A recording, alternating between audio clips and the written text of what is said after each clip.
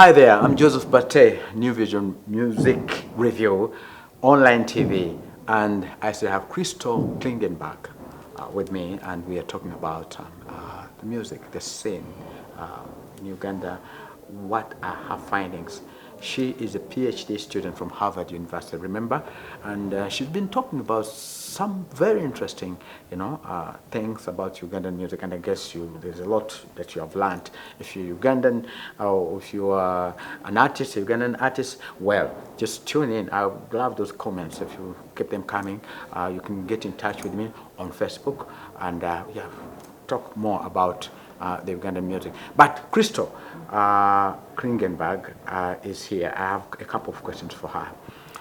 Crystal Klingenberg, I want you to tell me what you think about the Nigerian revolution or evolution, whatever it is. They are everywhere in Uganda, in our bedrooms, on radio, on the phones, everywhere. Why is that so? A couple of years ago, it was the Congolese. Maybe earlier than that, they were the South Africans somewhere.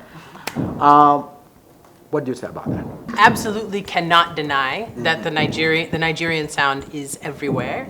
They're breaking through in the U.S. in a way that they hadn't before, beyond, let's say, the Nigerian diaspora. So that's a huge step to go from the diaspora community into the music scene at large. So obviously, what's happening in Nigeria is very significant. I myself am dying to go and see for myself what's happening, but I can give you my hypothesis, which is that they do seem very organized. There's obviously money in their industry. And I also wonder if the Congolese sound itself, which is not that different from the Nigerian sound, may have paved the way for the Nigerian sound to come in and flourish, the current Nigerian sound to come in and flourish. So, and aside from that, there's also the fact that Nollywood is absolutely massive all over the continent. And I wonder if even understanding Pidgin is easier because people have heard it in those Nigerian movies and now they hear it in the music and it doesn't feel quite. Also, who doesn't like a good danceable beat, right? Okay. And what does the best on Uganda's airwaves is something with a danceable beat, right? Okay. So then it's not surprising at all that the Nigerian sound would be all over the place. Is there something that we can pick from the Ugandan artists, especially Uganda? Is there something that they can pick from the Nigerians to make their music like? Because we have had these, waves of different countries. At one time, the South Africans were everywhere. Then, of course, Western music has always been here in our ears and so forth, Western pop. Is there anything that we can copy? Now, the Nigerians, it's surprising. Yeah. Is there anything that we can do, that they're doing, that we can do in order to improve our music? That's a really good question. Without knowing what the formula is, more or less, I can't really say what is it that you could pull out of their strategy that's working. But what I would say is that copying the concept of copying is a very tricky one, right? Yeah. All artists start from a place of copying somebody that they admire, right? Yeah. And you kind of perform as them until your natural voice comes through and you become yourself as an artist. Okay. And so it's a little bit tricky when you copy somebody else and really try to emulate what they do because you won't become yourself. So my suggestion to artists would always be to become yourself. Don't try to become another version of. There's only one Debanj, we don't need another one, right? There's one Diamond Platinums, we don't need another one, right? So trying to become oneself, I think, is really a really critical part of the evolution of an artist. But again, I say that, but you also have to acknowledge the economic reality of what it means to be an artist here. So if you're trying to be an artist full-time, maybe you have some work on the side, maybe you don't, you're trying to get a gig to pay the bills and buy food or pay school fees, whatever, right? So that does change the creative process. That does change the way you might go about your evolution as an artist. So that's all stuff to keep in mind, but being oneself is paramount. Is paramount. Being oneself is paramount. Crystal, pick a song. If you can play any song that you think, and tell me why you picked that song. So I can play. I'll give you one I haven't mentioned. Okay.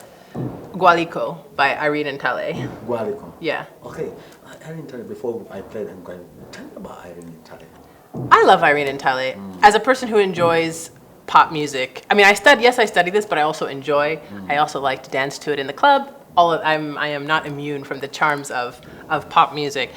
Irene and Tale is an interesting character, and I know that you've discussed her career in the past. She's had this really interesting arc from where she started and kind of who she became as an artist and kind of where she's ended up. I think that her example is a really interesting one at what A&R can do. A&R is artist and repertory. This is often what happens inside a record label. Yeah. There are very few record labels in Uganda. One of the most prominent is Swang's Avenue that she comes out of. And so she evolved from a little bit more of a rock kind of space, playing her guitar, into this kind of pop thing. When we talk about Jambera, she's very like cute and pop. You don't see her with her guitar. And now she seems to kind of be coming on the other side to wherever she's arriving now.